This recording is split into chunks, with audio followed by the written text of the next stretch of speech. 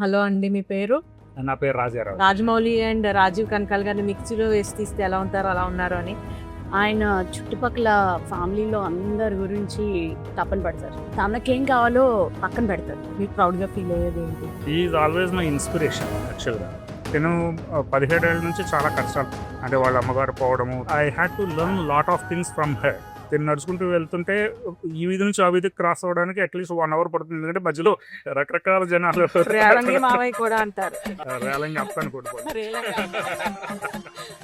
ఒకళ్ళకి మాట ఇచ్చామంటే ఆ మాట మీద ఉండాలి. అంటే అది నా బాధ్యత. అంటే ఇప్పుడు పిల్లల్ని చూసుకోవడానికి ఓన్లీ తల్లి బాధ్యత ఒకటే కాదు కదా. సో అందులోనూ మాకు ట్విన్స్ వచ్చినప్పటి నుంచి కూడా both of us are mom and dad too.